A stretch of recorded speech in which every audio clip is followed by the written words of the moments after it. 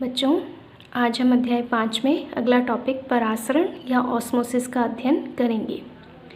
पिछले टॉपिक में विलयन, विलायक और विलेय के बारे में आपको क्लियर कर दिया था।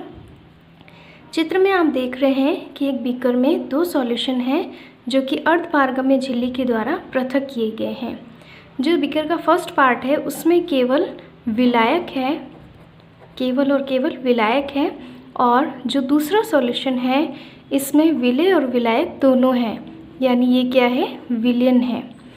तो इसमें देख रहे हैं आप इन दोनों को किसके द्वारा पृथक किया गया है, अर्धपारगम्य झिल्ली के द्वारा। तो विसरण में हमने क्या पढ़ा था कि पदार्थ अपनी अधिक सांद्रता से कम सांद्रता की ओर गमन करता है। जैसे इसमें आप देख रहे हैं जो फर्स्ट पार्ट है इसका, इसमें केवल विलायक है, यानी विलायक के अणु क्या है इसमें ज़्यादा है, और इस विलयन में क्या है, विलायक के अणु अपेक्षाकृत कम है। तो इसमें जो विलायक का गमन होगा वो कहाँ होगा, फर्स्ट पार्ट से सेकंड पार्ट की ओर होगा। चूंकि दोनों विलयनों को अर्धपारगम्य झिल्ली के द्वारा पृथक किया गया है तो यह अब क्रिया विसरण ना कहकर अब क्रिया ये क्या कहलाएगी, परासरण। दूसरा अगर हम एग्जाम्पल लें, देखें इसमें क्या है, दो सॉल्यूशन है, सॉल्यूशन ए और सॉल्यूशन बी। जो फर्स्ट ए सॉल्यूशन है इसमें आप देख रहे हैं विलायक की मात्रा क्या है, आपको ज़्यादा दिखाई देगी। विलायक क्या है, इनकी मात्रा या सांद्रता क्या है, अधिक है कंपैरेटिवली सॉल्यूशन बी से। तो विलायक क्या है, इसमें अधिक सांद्रता है इसकी, जबकि इसमें क्या है, विलायक की सांद्रता कम है, विलायक कम सांद्रता। जबकि इसमें क्या है, विलेय की सांद्रता अधिक है, विलेय की मात्रा क्या है, अधिक है, और इसमें विलेय की मात्रा क्या है, कम है। तो दोनों सॉल्यूशन को आपने देखा, इसमें विलायक इधर अधिक सांद्रता में, बी में कम सांद्रता में है। तो विलायक का गमन कहाँ होगा, विलयन ए से विलयन बी की ओर होगा, क्योंकि विलयन ए में विलायक अधिक मात्रा में है जबकि विलयन बी में विलायक कम मात्रा में है। तो जो परासरण है उसको हम कैसे परिभाषित कर सकते हैं, इससे आपको एग्जाम्पल से क्लियर हो गया होगा। परासरण क्या है, वह प्रक्रिया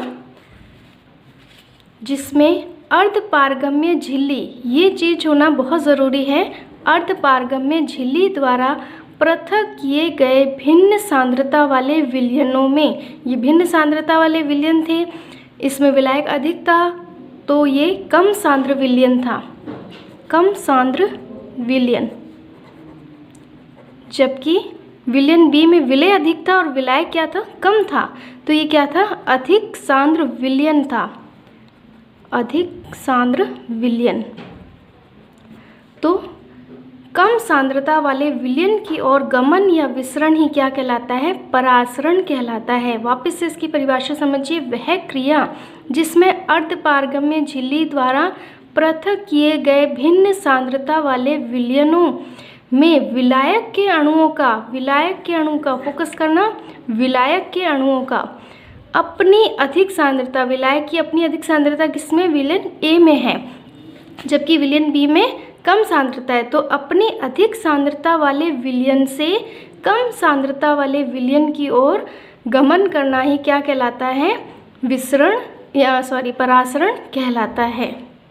दूसरा हम कह सकते हैं कि कम सांद्रता वाले विलयन से विलायक का अधिक सांद्र विलयन की ओर गमन भी परासरण है। देखो बच्चों, कंफ्यूज मत होना, इसमें यहाँ पर लिखा है विलायक के अणुओं की अपनी अधिक सांद्रता, लेकिन विलयन क्या है, कम सांद्रता, इससे आप कंफ्यूज हो सकते हो। विलायक की अपनी अधिक सांद्रता से कम सांद्रता, यानी विलयन में विलायक की जो कम सांद्रता वाला विलयन है उसकी ओर गमन क्या कहलाएगा, परासरण कहलाएगा। या दूसरा हम कह सकते हैं कम विलायक का कम सांद्र विलयन, यहाँ पर टर्म विलयन है, कम सांद्र विलयन से अधिक सांद्र विलयन की ओर गमन, अधिक सांद्र विलयन सॉल्यूशन की ओर गमन क्या कहलाता है, परासरण कहलाता है। या हम कह सकते हैं इसको शॉर्ट फॉर्म में देखें तो अधिक सांद्रता वाले विलायक, यहाँ पे टर्म विलायक है, यहाँ पर विलयन थी, अधिक सांद्रता वाले विलायक से कम सांद्रता वाले सांद्रता वाले विलायक की ओर गमन क्या कहलाएगा? परासरण कहलाता है। और इसमें टर्म सबसे इम्पॉर्टेंट क्या है? अर्धपारगम्य झिल्ली। चूँकि आपने विसरण में क्या पढ़ा था? पदार्थ अपनी अधिक सांद्रता से कम सांद्रता की ओर जाता है, जिसे हम विसरण कहते हैं। लेकिन परासरण और विसरण में सबसे बड़ा अंतर अर्धपारगम्य झिल्ली की वजह से आ जाता है। विसरण की क्रिया में अगर अर्धपारगम्य झिल्ली का प्रयोग किया जाए तो वह क्रिया क्या कहलाएगी? परासरण कहलाएगी। या हम यूँ भी कह सकते हैं, विलायक का अर्धपारगम्य झिल्ली के द्वारा होने वाला विसरण ही क्या कहलाता है? परासरण कहलाता है। आई होप आपको परासरण टर्म जो है वो क्लियर हो गई होगी। परासरण को प्रायोगिक रूप से भी हम समझ सकते हैं। किस प्रकार? ये आप चित्र में देख रहे हैं कि एक इसमें उल्टी जो है थिसल कीप को शर्करा के घोल में रखा गया है। इसमें थिसल कीप में शर्करा के घोल को अंदर रखा गया है। थिसल कीप क्या होती है? एक बेलनाकार जो है कांच की नली है, जिसका अग्रभाग जो है इसमें बल्ब के नुमा होता है। इसको उल्टा करके जो है स्टैंड से एक बीकर में रखा गया है, और बीकर में क्या है? जल भरा हुआ है, जबकि इस थिसल कीप में क्या भरा गया है? शर्करा का घोल भरा गया है, और इसको उल्टा करके रख दिया गया है। इसका जो खुला मुख है उसको एक चर्म पत्र या पार्चमेंट झिल्ली के द्वारा जो है बांध दिया गया है। यह झिल्ली जो है यहाँ पर अर्धपारगम्य झिल्ली की भांति कार्य करती है। अब क्या होगा? क्योंकि अंदर क्या है? शर्करा का घोल है, यानी विलायक की मात्रा क्या है? बाहर की तुलना में कम है। तो पानी का जो ये विलायक का गमन होगा वो कहाँ से होगा? ये बीकर से थिसल कीप की ओर जाएगा।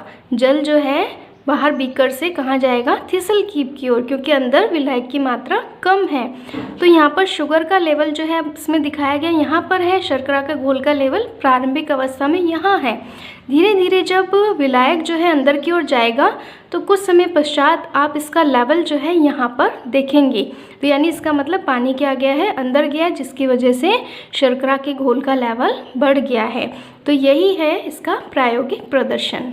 अगला हमारा टॉपिक है परासरण के प्रकार। उससे पहले हम विलयन के प्रकार थोड़ा सा पढ़ लेते हैं, क्योंकि इसमें बहुत कन्फ्यूज़न होता है। तो विलयन जो है इसमें दो प्रकार हम पढ़ रहे हैं अभी। एक है अल्प परासरी विलयन, हाइपोटोनिक सॉल्यूशन, और दूसरा है अति परासरी विलयन, हाइपरटोनिक सॉल्यूशन। क्या है? बहुत ही इजी है बच्चों, इसमें ध्यान रखना। अल्प परासरी विलयन क्या होता है? बस सीधी सी इसमें याद रखना है आपको, ऐसा विलयन जिसमें विलायक की मात्रा विलय की तुलना में अधिक होती है। विलायक की मात्रा विलय की तुलना में अधिक होती है। इसका अपोजिट कर दो, अति परासरी विलयन, इसमें विलय की मात्रा विलायक की तुलना में अधिक होती है। तो ये क्या कहलाता है? हाइपरटोनिक या अति परासरी विलयन। इसके डेफिनेशन हम यूँ भी कह सकते हैं कि ऐसा विलयन जिसकी सांद्रता कोशिका रस की सांद्रता से कम हो। ठीक है, ये तो सिंपल याद रखने के लिए है कि ऐसा विलयन जिसमें विलायक की मात्रा विलय की तुलना में अधिक होती है, या हम कह सकते हैं ऐसा विलयन जिसकी सांद्रता कोशिका रस की, क्योंकि हम सारा कोशिका से आगे हम परासरण का अध्ययन करेंगे, तो कोशिका रस की तुलना में क्या होती है? कम होती है।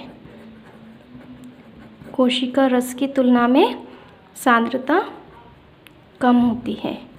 तो ऐसा विलयन क्या कहलाता है? अल्प परासरी।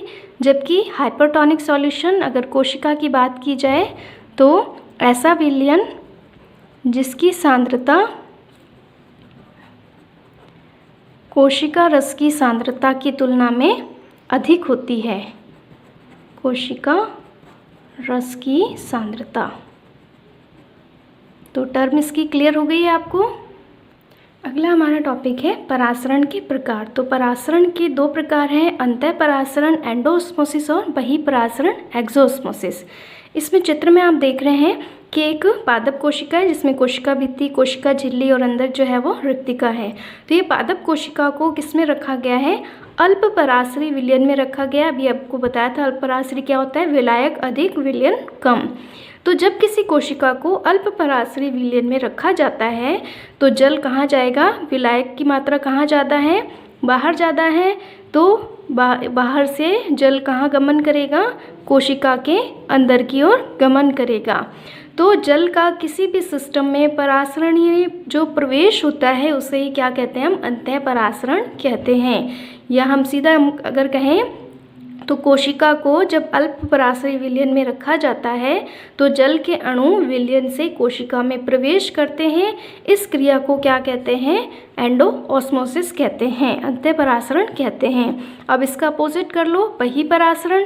इसमें आप कोशिका देख रहे हैं, इसको किस में रखा गया है, अति पराश्रयी विलयन में, हाइपरटोनिक सॉल्यूशन में रखा गया है। तो इसमें क्या होगा, हाइपरटोनिक यानी विलय अधिक विलायक कम।